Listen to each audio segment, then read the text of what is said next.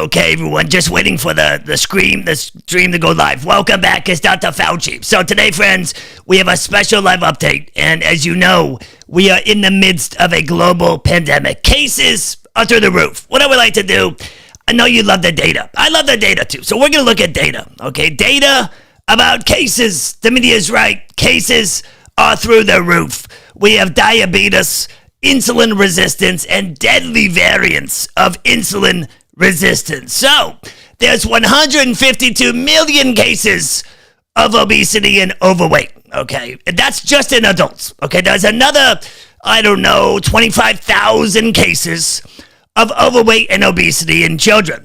Now you might wonder, does this have any correlation to the current problem? Of course not. It's totally unrelated. Okay, so let's talk more about cases of insulin resistance. Only 187 million. I mean, it's a little drop in the bucket. It's like nothing, minuscule. Remember, okay, there's only 350 million Americans. Okay, so only 187 million cases of insulin resistance. No big deal. No big deal. Okay, remember, wear your mask. That's all you gotta do, wear your mask. Okay, now let's talk about the blood pressure. We know the blood pressure is a major problem with the COVID, okay? There is only 108 million cases of blood pressure. It's no big deal. Wear your mask. That's all you gotta do. That's how you stay safe, okay? Now, we are hearing about the Delta variant, okay? You know about the big bad Delta. It is reasons why, we're putting the masks on the kids back in school and all of that sort of thing. Well, you might wonder, the Delta is now affecting the kids. Okay, well, that probably has nothing to do with the fact that 67% of all the calories that you feed your kids is hyper-processed junk food. No, they're unrelated. No correlation. This study actually found recently that children, most of the calories come from microwavable popcorn, pizza, Hot Pockets, corn dogs, and everything else, okay? So that's why they wear the masks, right? We don't want to help them become healthy. I mean, that would be a terrible idea. We want them, remember, the kids, they need to, the Delta, it's affecting the kids. It has nothing to do with the fact that they're eating hyper-processed, ultra-processed junk food, friends. It's just totally unrelated. It's a new virus, okay? Now, what we also know, this is not new, but I want to share it with you. Today is 78.3% of hospitalized people were overweight or obese. I mean, my goodness. So, again, the junk food, the processed food, the lockdowns, Uber Eats, no correlation with the Delta. None whatsoever. Okay, look, what I'm sharing the science with you today. The science. We're all about the data, okay? Now, I can't continue this. Anyway, friends, what in hell is going on? Why aren't we I can't take it anymore. This isn't February of 2020.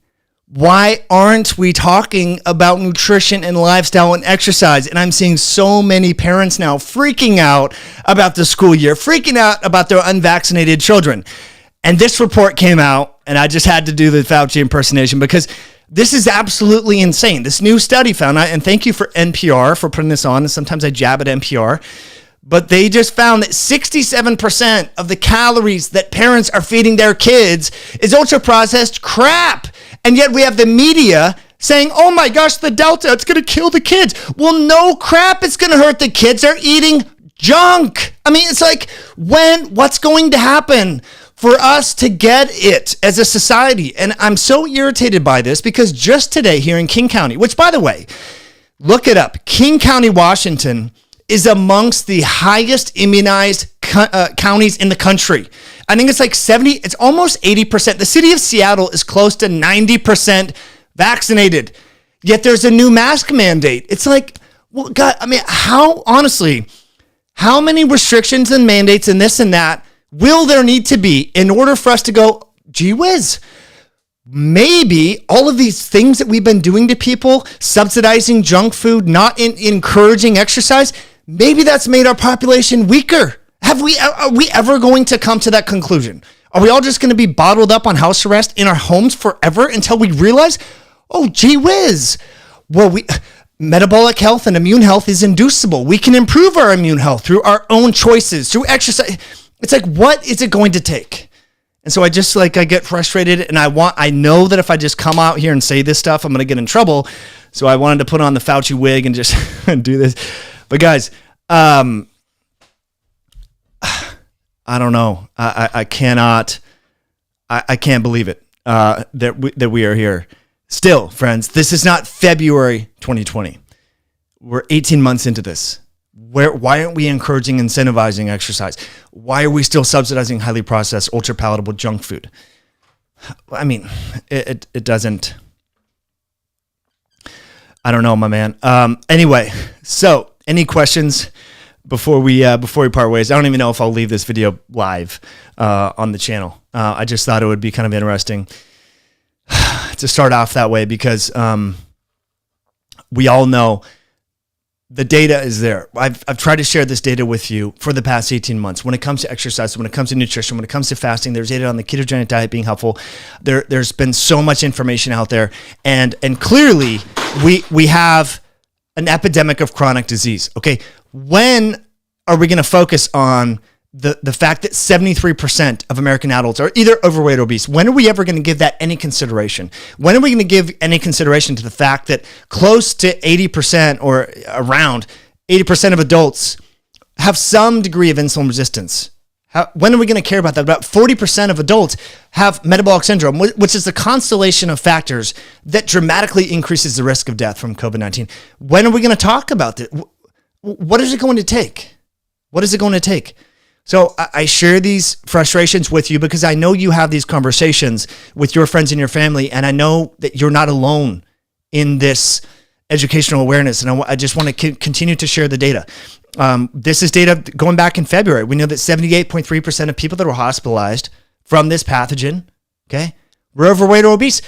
I mean, where's the outrage for the government subsidizing highly processed, hyperpalatable foods? Where's the outrage for people that are not going to exercise, even in their walk the dog or whatever, and they're consuming donuts and things like that? I see people at the grocery store all day long when I go to shop, filled up with Wonder Bread and whatever, but they have their mask on. It's like, when are we going to have these conversations? What is it going to take? How can we get through to these people?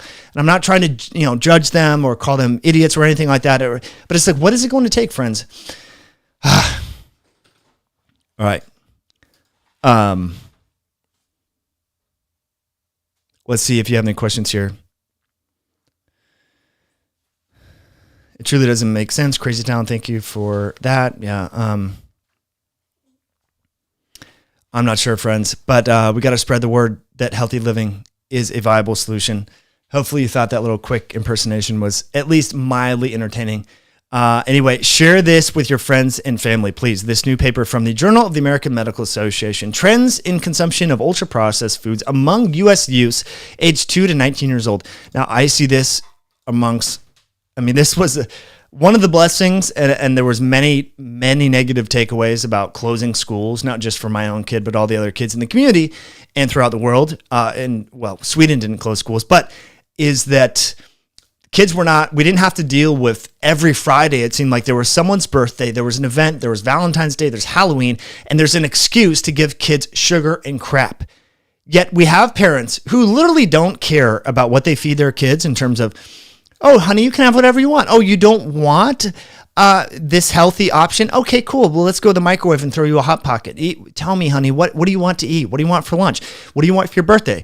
It was hands on deck. I felt like I was a defensive back, in football when it comes to a birthday party, making sure that my daughter wasn't consuming the neon blue birthday cake. It's like, dude. So that was one of the teeny little blessings from school closures that I think a lot of parents,